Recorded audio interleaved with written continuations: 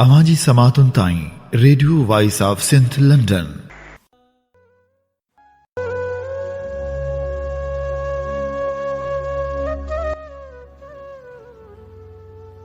सुम्हणा साड़ो जेॾियूं जेॾो ई थियो, पिरीं सीअं पाड़ो मुंहिंजो निंड न बेरियो। भलारे भिटदणी जे भलारे बैत सां मुंहिंजी हीअ आवाज़ मुसाफ़िर radio voice of Sindh London त थिए दुनिया जे कुंड कुड़िच ताईं जंहिंजा माॻ ॿुधिजे पियो उन्हनि मिड़नी महिरबाननि खे सिक भरियो सलाम शाल क़बूल पवे। 21 फेबरवरी आचर जे ॾींहुं सोचनि जी सुराण जहिड़ो प्रोग्राम सोच वीचार साण करे अवां जी ख़िदमत में अवां जो पंहिंजो मेज़बान हबीब लगारी। सभ खां पहिरियां अवां लाइ इहा ई दुआ जिते हुजो सुख सलामती सां हुजो, कॾहिं बि अवां जी मुल्क मेरी न थिए, कॾहिं बि अवां जे ख़ुशियुनि खे कंहिंजी नज़र न लॻे। सॼी सिंध में हाणे जॾहिं हद दख़लियूं हटाइण जी आड़ में ऑपरेशन शुरू कयो वियो आहे, तॾहिं क़दीम वसंदियुनि खे बि मसमार कयो पियो वञे। ॿिए पासे धारियुनि खे ज़मीनूं ॾियण वारो सिलसिलो बि जीअं जो तीअं जारी आहे। हाणे त ईअं आहे जो सिक्योरिटी इदारा बि पंहिंजे लाइ ज़मीनूं हासिलु करण जी कोशिशनि में रुधल आहिनि। ताज़ो अहिड़ा इतला बि साम्हूं आया आहिनि त क़ानून लागू कंदड़ इदारनि पारां दरख़्वास्तूं पिणु ॾिनियूं वियूं आहिनि त जीअं सिंध में खेनि ज़मीन मिली सघे।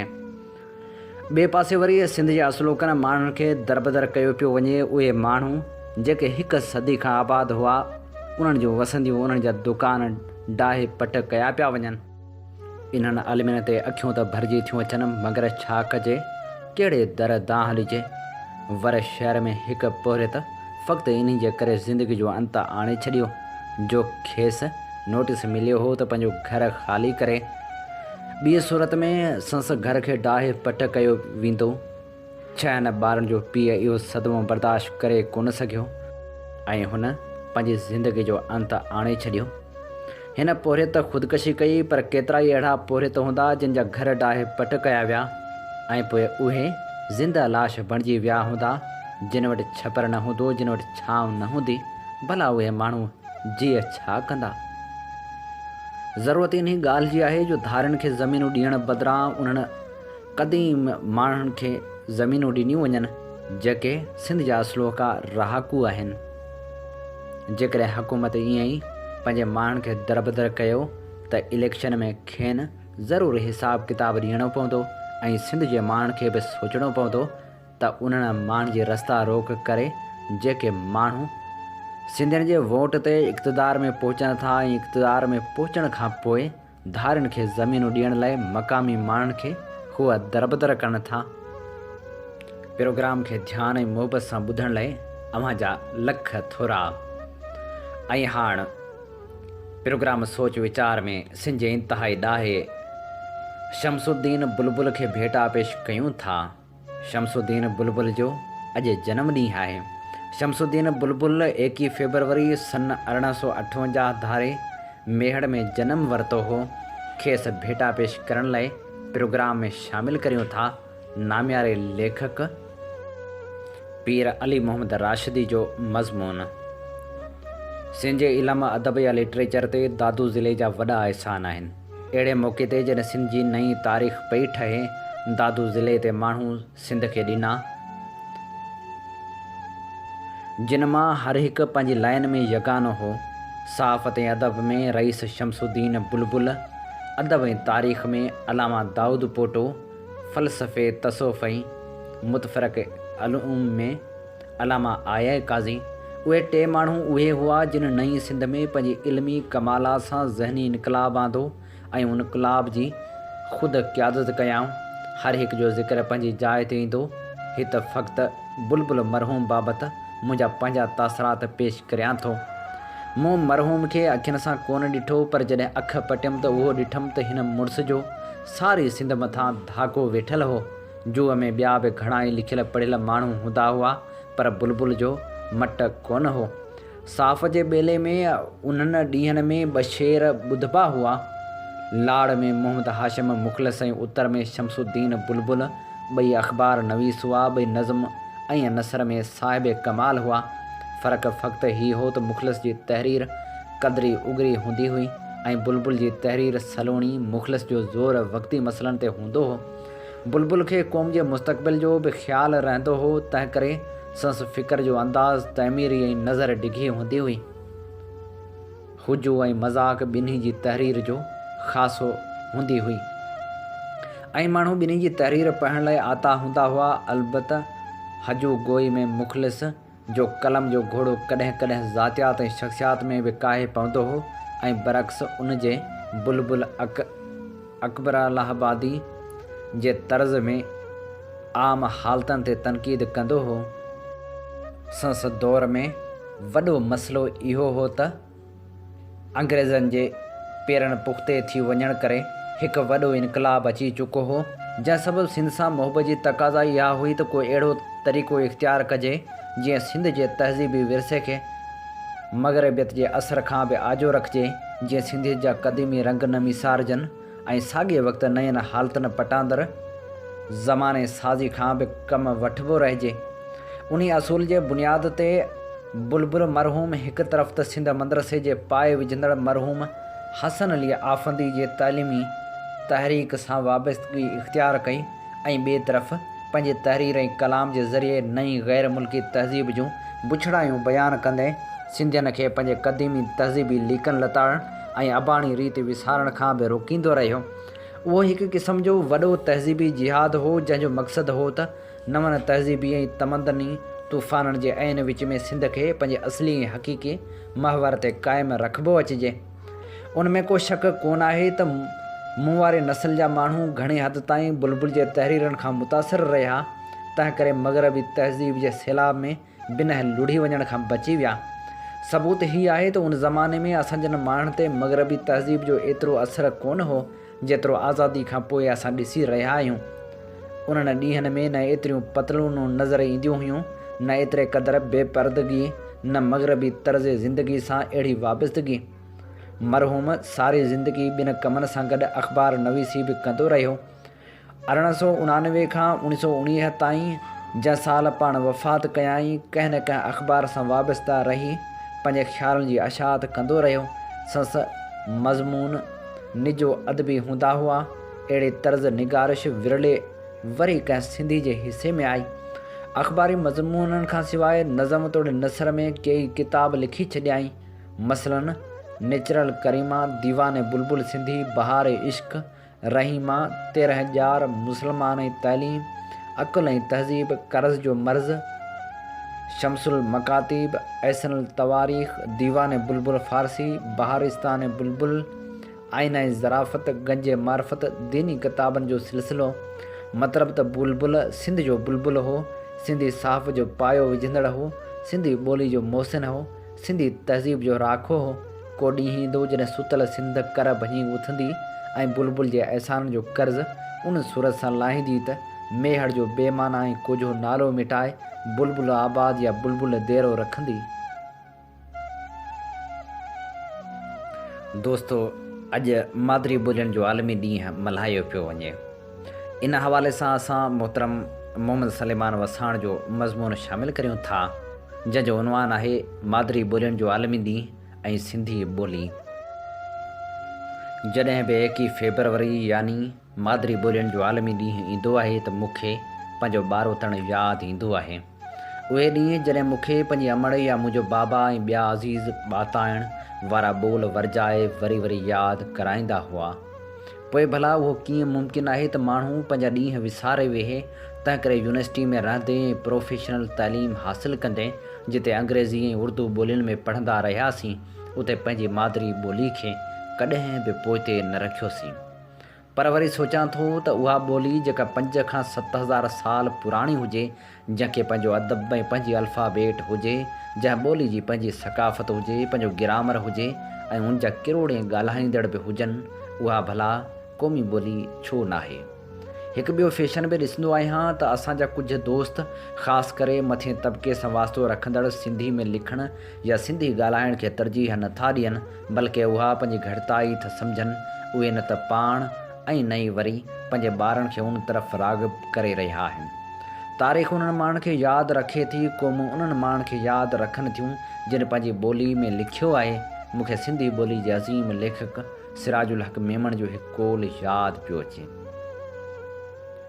असीं बिना कंहिं दलील जे पंहिंजो हसब नसब धारनि क़ौमनि सां जोड़े पुछ ॿधी पाण खे मोहरी बणाइण जी कोशिशि कंदा आहियूं।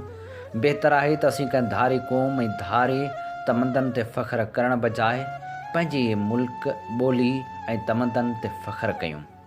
उहे लेखक या शाइर जिन पंहिंजी मादरी ज़ुबान में लिखियो आहे त क़ौमनि मोट में खेनि सदियूं यादि कयो आहे। मूंखे अलाए छो बंगाली ॿोली जे अज़ीम लेखक टैगोर जी हिकु ॻाल्हि पई यादि अचे जेका हिते रेफरेंस लाइ पेश करियां थो। टैगोर जा लफ़्ज़ जेके हुन बलोची साहनी खे चया ऐं उत्तम पंहिंजे यादगिरियुनि में आंदा से हित इक़्तबास तौरु ॾींदे का कबाहत न सम्झंदुसि।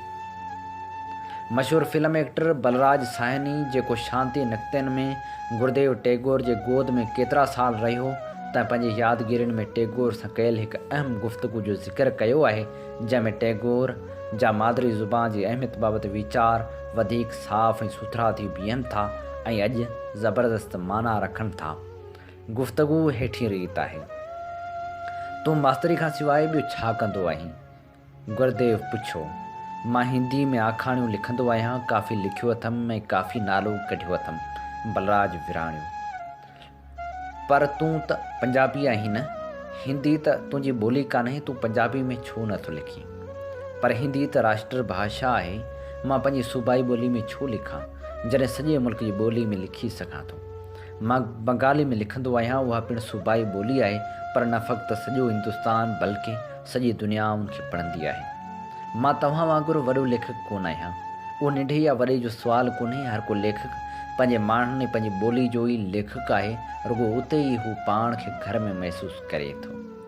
शायदि तव्हांखे असांजे सूबे जे हालतुनि 1973 1937 जी सुध कान्हे।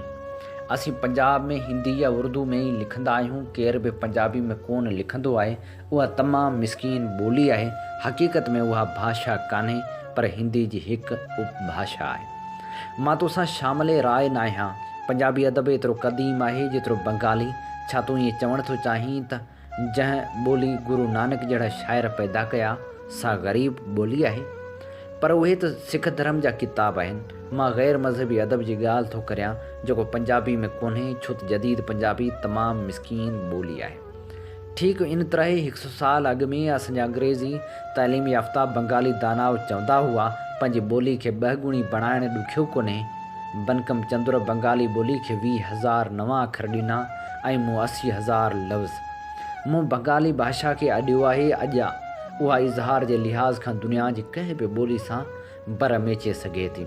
गुरुदेव फ़ख़्र सां चयो, हिकु वैश्या खे दुनिया जो केतिरो बि धन दौलत छो न हुजे त बि हूअ इज़त लाइक़ु कान थी लिखी वञे।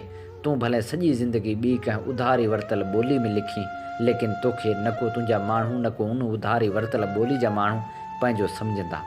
तूं ॿिए कंहिंजो बणिजी, तंहिंखां अॻु तोखे पहिरीं पंहिंजे माण्हुनि जो बणिजणो पवंदो। साॻी वेनती सिंधी क़ौम खे बि कंदुसि त ख़ुदारा पंहिंजे ॿारनि खे भले अव्हां कहिड़नि बि स्कूलनि में पढ़ायो, पर उन्हनि खां पंहिंजी मादरी ॿोली पढ़ण जो हक़ु न खसियो, न त उहे अव्हां खे ज़िंदगी भर माफ़ न कंदा। मूंखे पंहिंजे दोस्त निसार अबड़े जूं कचहरियूं यादि ईंदियूं आहिनि। हिकु दफ़े मूं खांसि पुछियो हो त साईं, अव्हां सऊदी अरब जे शहर मके में जॾहिं पंहिंजे ख़ानदान सां गॾु ख़ुशि हुआ त पोइ अव्हां ॿारनि खे अकेलो कराची में छो रहायो? चयाईं, तालीम हासिलु करण लाइ। मूं वरी चयो त उन खां सुठी तालीम त हू मके में हासिलु करे पिए सघिया। मुर्की चवणु लॻा त हा, उते सहूलियतूं त हितां खां बि घणियूं आहिनि, पर उते पंहिंजी मादरी ॿोली कीअं सिखी सघनि हा। मूंखे कुझु सिंधी सॼणनि जा चयल जुमिला यादि पिया अचनि जेके ॿोली जे बारे में आहिनि। माणिक मलाह चए थो, सचो कलमकार ऐं फ़नकार पंहिंजी धरती जो बानो हूंदो आहे। हुनखे पंहिंजी धरती, क़ौम ऐं ॿोली सां एतिरो ई इश्क़ु हूंदो आहे जेतिरो अबहम ॿारड़े जो पंहिंजी माउ जी छाती सां। कुमारी दुरू लिखे थी त हर क़ौम खे पंहिंजी ॿोली ऐं अदब ते फ़ख़्रु हूंदो आहे। मूंखे पंहिंजी क़ौम, ॿोली ऐं अदब ते फ़ख़्रु आहे। जॾहिं मां सिंधियुनि जी साराह ॿुधंदी आहियां त मुंहिंजे वातां बेइख़्तियार निकिरी वेंदो आहे त मूंखे नाज़ आहे त मां सिंधियाणी आहियां। उत्तम लिखियो, पंहिंजी ॿोली, साख़्त, कल्चर ऐं जनम भूमि खे प्यारु करणु ऐं उनजी हिफ़ाज़त करणु हिकु इंसानी जज़्बो आहे। जंहिं वटि उहो जज़्बो न आहे सो ज़िंदा लाश आहे। त पोइ त पोइ दोस्तो अचो त अॼु मादरी ॿोलियुनि जे आलमी ॾींहं ते उहो वचन कयूं त पंहिंजे अमड़ जी ॿोली लाइ ख़ूबसूरत लफ़्ज़नि में इज़हार कयूं। अॼोके ॾींहुं समाजी मीडिया ते शाइरी ऐं नसर ज़रिए मादरी ॿोली जी तरक़ी ऐं मुहबत जो इज़हार पंहिंजे पैगाम ज़रिए कयूं। अॼु इहो वचन कयूं त असां पंहिंजे अमड़ जी ॿोली जी तरक़ी लाइ पंहिंजो किरदारु अदा कंदा रहंदासीं। अॼु इहो बि वचन करियूं त असां हर महीने घटि में घटि हिकु सिंधी किताब ख़रीद करे पढ़ंदासीं ऐं उन किताब ते पंहिंजी राय ॾींदासीं। अॼु असांखे इहो बि वचन करिणो पवंदो त असां पंहिंजी माउ जी ॿोली खे क़ौमी ॿोली जी करार ॾियण लाइ पंहिंजो कोशिशूं तेज़ कंदासीं। अॼु इहो वचन कयूं त असां चैट रूम में ऐं SMS में सिंधी मैसेज लिखंदासीं।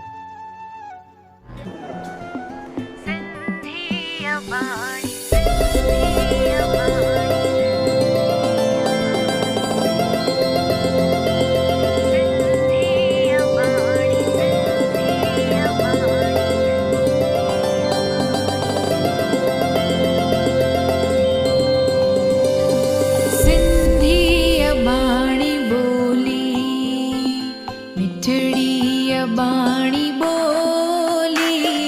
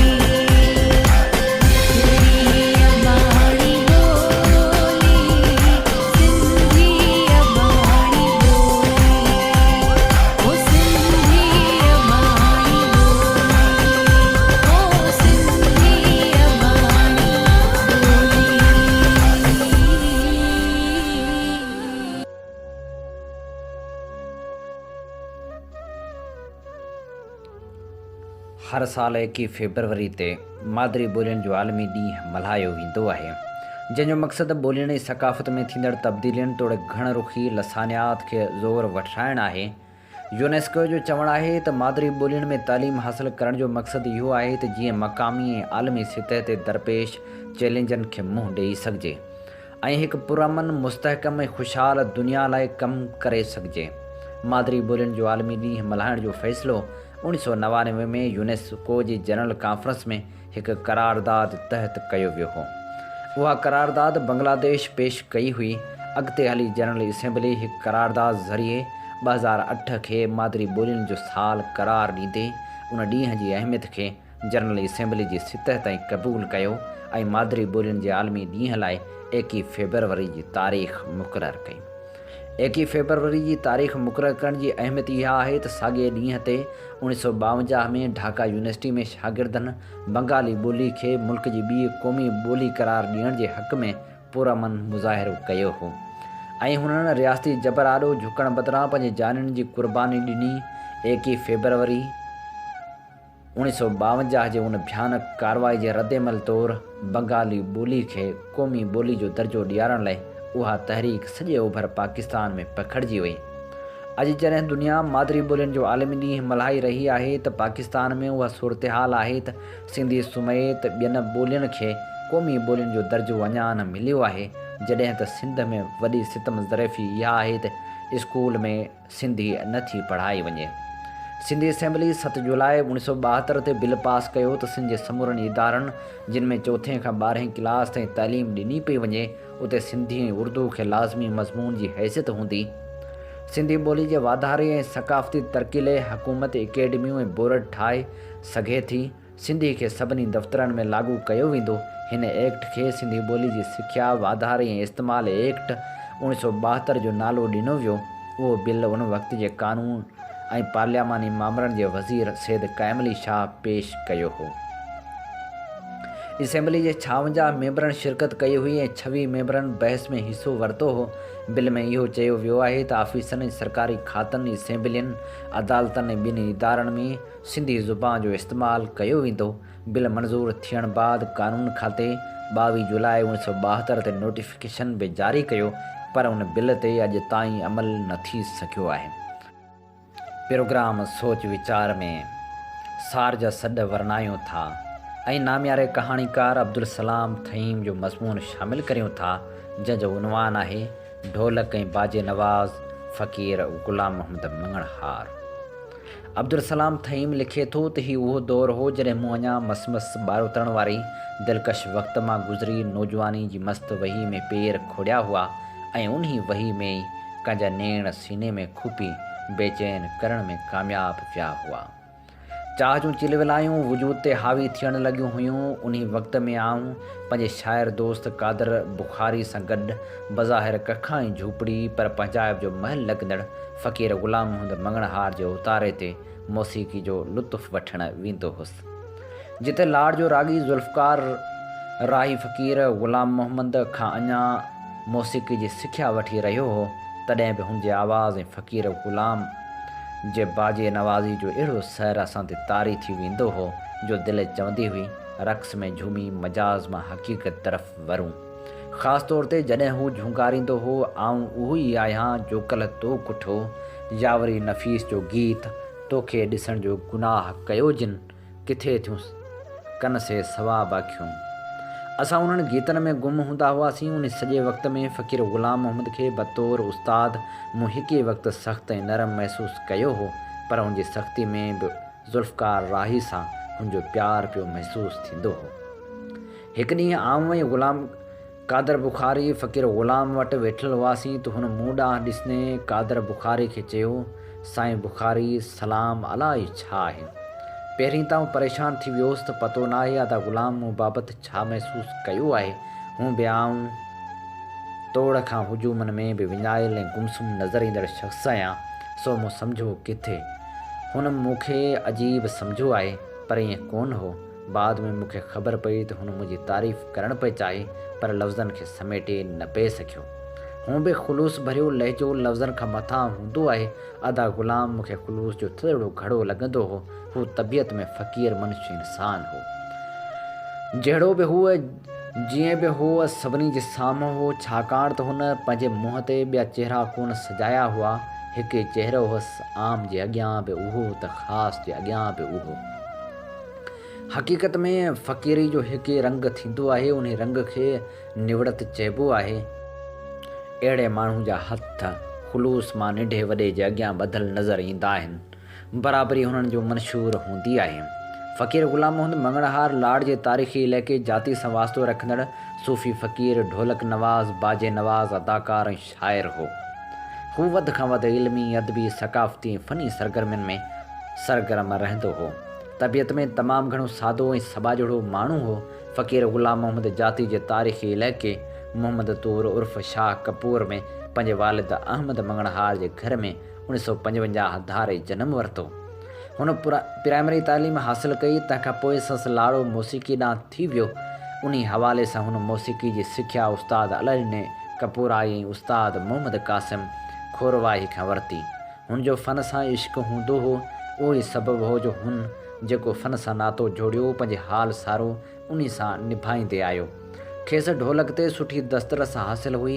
फ़क़ीर ग़ुलाम मोहम्मद मंगणहार बुनियादी तौर ते फ़नकार हो, पर पोइ जीअं ई 80 वारे ॾहाके खां पोइ जाती में सिंधी अदबी संगत जी शाख क़ाइमु थी त हू मुसलसल गॾिजाणे में शरीक थींदो रहियो। ईअं ई हू शाइरी बि करणु लॻो। संसि शाइरी जो महवर सादगी, इश्क़ ऐं फ़क़ीरी आहे। हुन घणी त शाइरी कान कई, पर जेका बि कई तंहिंमें पंहिंजी सम्झाइर, अहसास ऐं ख़्याल बयानु कया।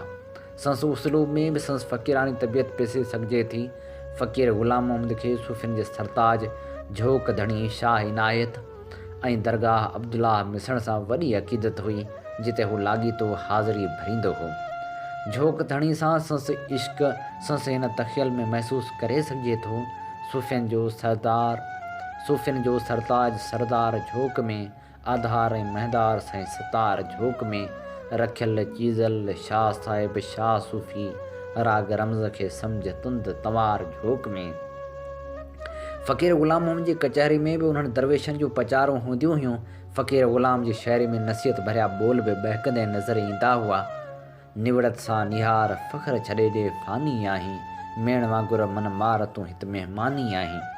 उहा हक़ीक़त आहे जंहिं इंसान जे मन में मेण वांगुरु रहम मौजूदु न हुजे, हुन जी निगाह में फ़र्क़ु हुजे, संसि उथण वेहण में वॾाई ऐं तकबर हुजे, उहो माण्हू सच में इंसानी जे लेखे खां ॿाहिरि हूंदो आहे। फ़क़ीर ग़ुलाम बि निवड़त ऐं आजिज़ी जो दर्स ॾींदे नज़र अची रहियो आहे। वरी ॿी जॻह ते हू सची प्रचार करे रहियो आहे। सचाई सचाई सचाई सुठी आहे, सचाई में मुंहुं ऊचाई ॾिठी आहे।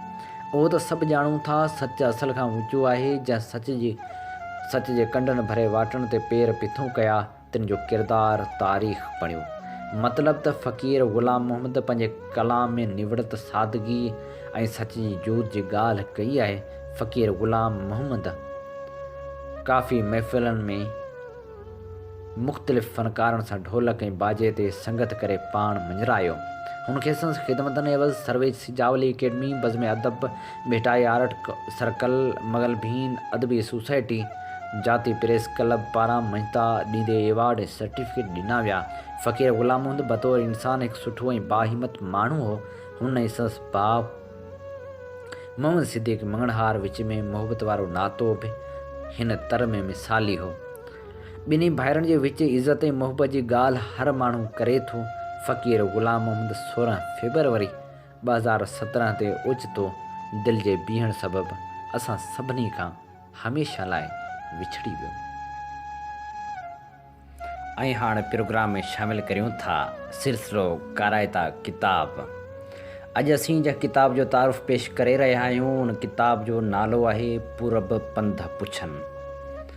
ऐं इन किताब ते तबसरो लिखियो आहे नामियारे लेखक ज़रई माहिर मिठल जसकाणी। पूरब पंध पुछनि ग़ुलाम हुसैन जोणो जो किताब पंध पुछाईंदो सकरंड मां नेठि 1 महीनो 2 ॾींहंनि खां पोइ टंडे जाम में मूं ताईं पहुतो।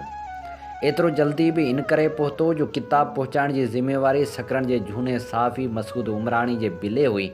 मसूद उमराणी जा थोरा जंहिं ॾींहं लाता, पर किताब पहुतो ऐं उन ताईं पहुतो जंहिं ताईं पहुचाइणो हो। हूअं न त कहिड़ियूं कहिड़ियूं ॻाल्हियूं कजनि। इतफ़ाक़ सां ज़ाती तजुर्बो लिखिजे त किताब लिखिजी पवे, छो त किताब जी घुर बि कबी, ॿिए ताईं पहुचाइण जी ज़िमेवारी बि खणबी, पर पंहिंजी बि रखबी बि ॿतरफ़ी।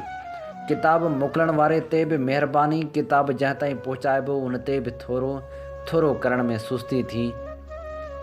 किताब कंहिं ॿिए ॾांहुं वियो त फिलाणे जी कापी गुम थी वई, ॿीअ कापी मोकिलियो बि चइबो, जंहिंजी कापी न मिली त घुरबी, वग़ैरह वग़ैरह। खां पहिरीं अर्ज़ु इहो त किताब छपाईंदड़ किताब मोकिलियो, संस महिरबानी, ऐं किताब पहुचाईंदड़ किताब पहुचायो, उन जी बि महिरबानी। ही 2 अखर रसीद तौरु क़बूलण ऐं बर्दाश्त करण जी बि दरख़्वास्त इन करे त किताब मिलण जो इतला न करण जा बि केतिरा ई सबब थी सघनि था।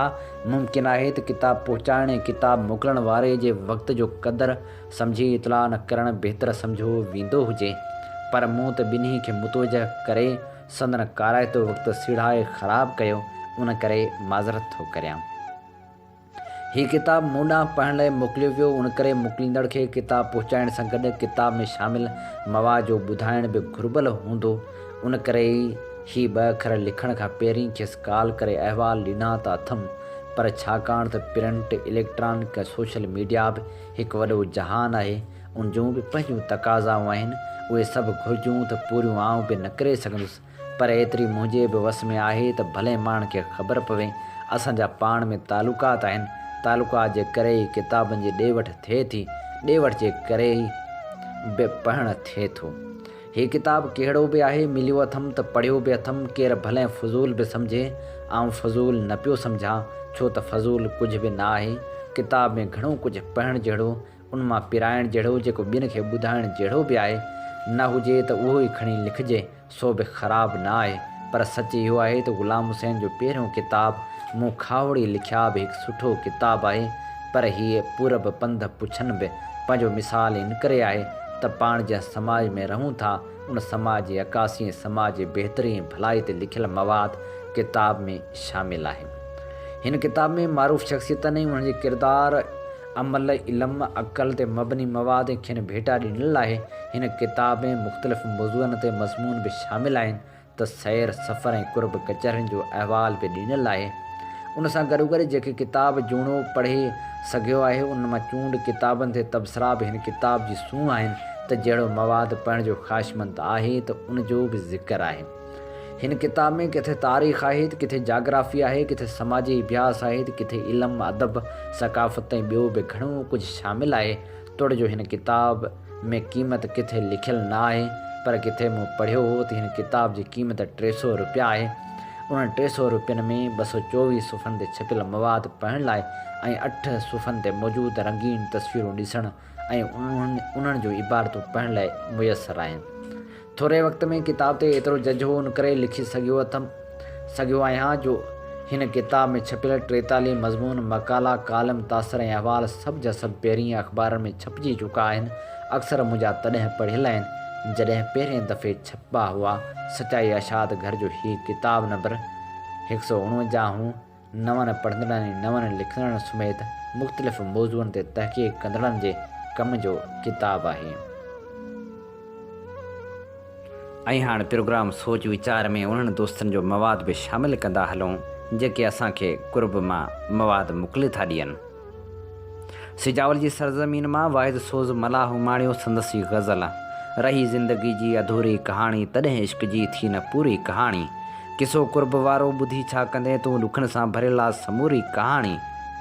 वठी दिलि ॾेई दर्द सुहिणनि सतायो, अखियुनि आब में आहे ज़हूरी कहाणी। ज़माने ग़लाज़त पखेड़ी दिलनि में, मगर पोइ बि पंहिंजी खथूरी कहाणी।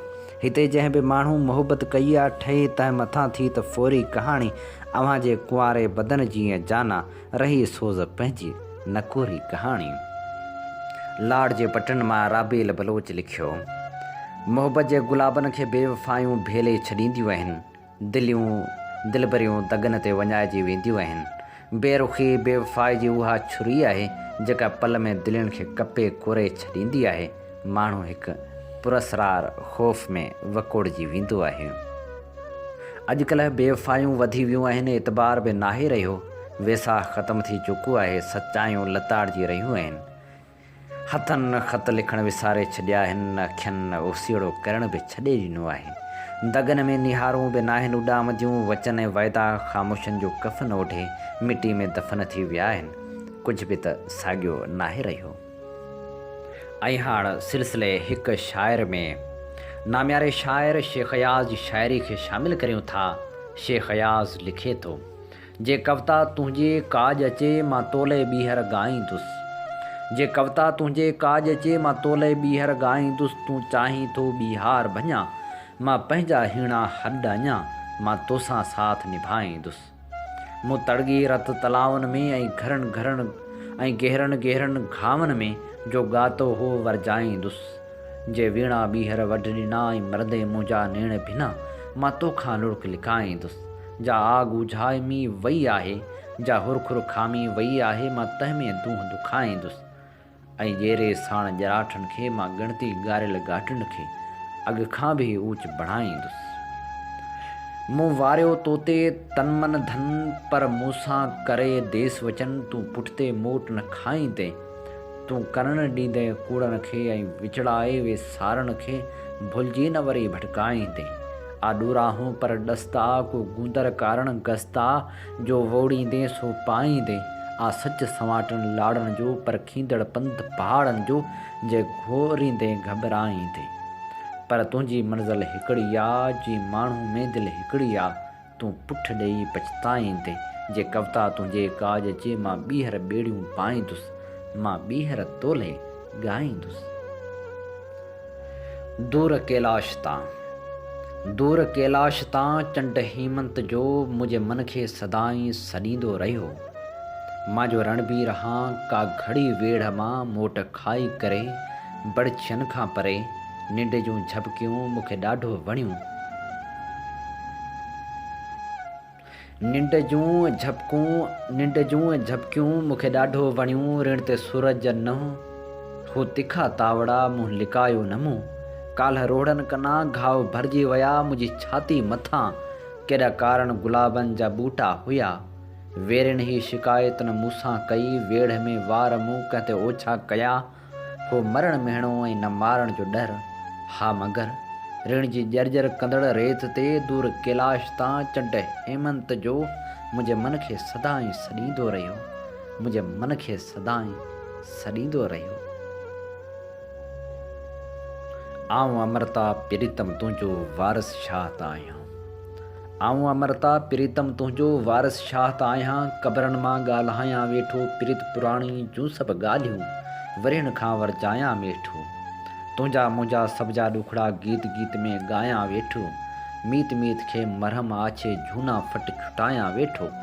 माई रांझो माई वंजली झूमी झंग नचायां वेठो, पंजंद पिरभायां वेठो। आऊं अमृता प्रीतम तुंहिंजो वारस शाह त आहियां।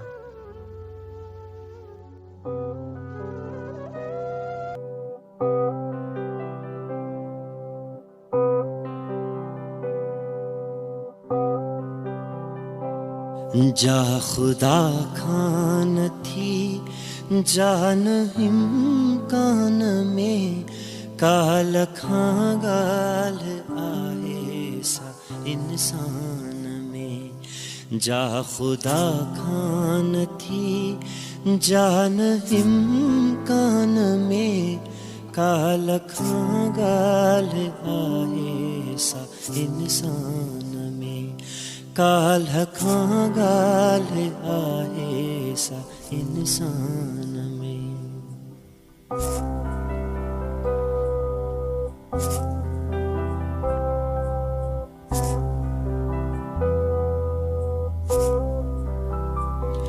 हू त मूंखे चिता ते वठी ते विया,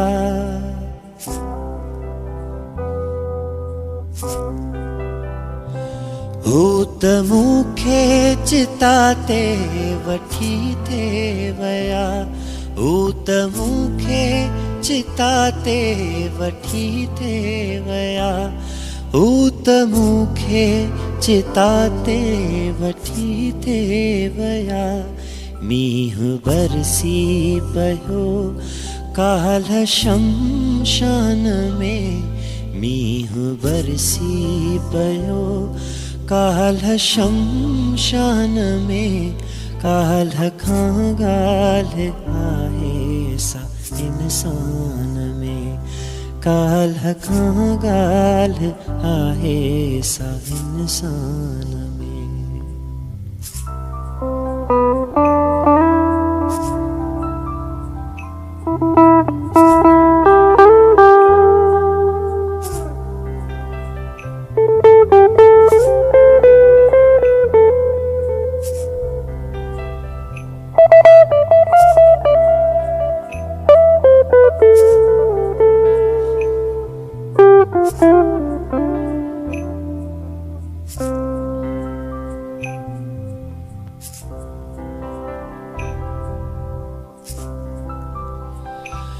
बादलो बादलो कुछ त बरसी वञो।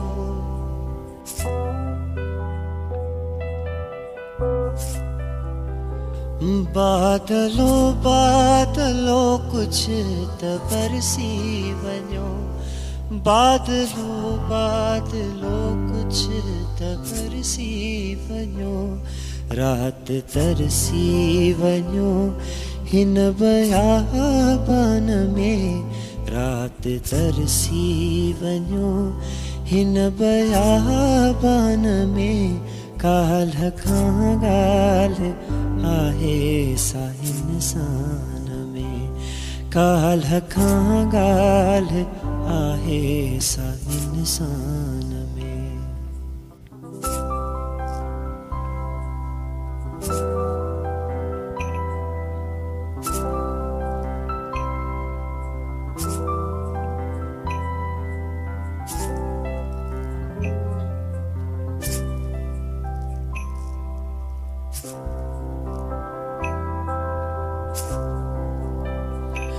इश्क तुझो अयाज़ या इंसान सां।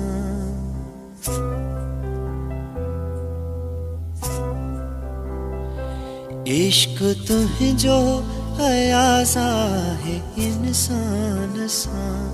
इश्क तुझो अयाज़ या इंसान सां। इश्क तुझो अयाज़ या इंसान सां। ओ चवनि था त तूं नाही ईमान में। ओ चवनि था त तूं नाही ईमान में। काल्ह खां ॻाल्हि आहे सा इंसान में। काल्ह खां ॻाल्हि आहे सा इंसान। जा खुदा खान थी जान इम्कान में। काल्ह खां ॻाल्हि आहे सा इंसान में। काल्ह खां ॻाल्हि आहे सा इंसान में।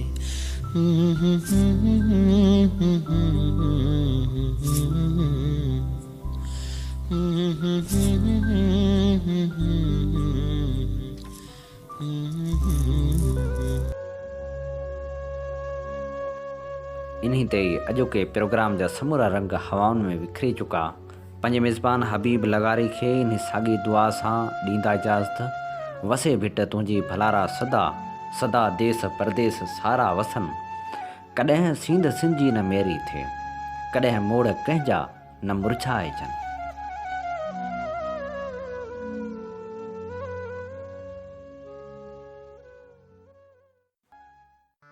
सिंधु मुंहिंजी अमा सूंह तुंहिंजी मथां छा लिखी। छा लिखां छा लिखी छा लिखां। सिंधु मुंहिंजी अमा। दुनिया जा सिंधियो हिक मुठ थी सिंध बचायो। सिंधु मुंहिंजी अमा सूंह तुंहिंजी मथां छा लिखां। सिंध जो क़ौमी आवाज़ radio voice of Sindh London.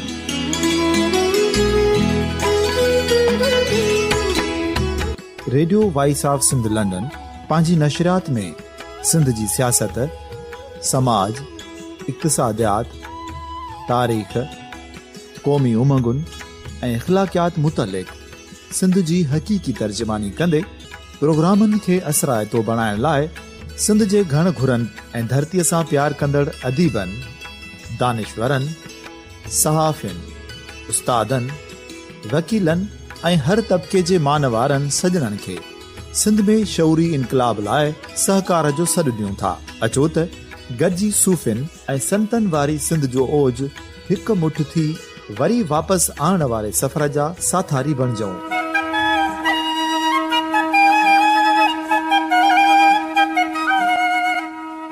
हिकु नए सुबुह जी शुरूआत जो पड़ाॾो घर घर, ॻोठ ॻोठ ऐं शहर शहर ताईं पहुचायो। शाल सिंध आबाद ऐं ख़ुशहाल थिए, सिंधी माण्हू सुखियो ऐं सताबो थिए।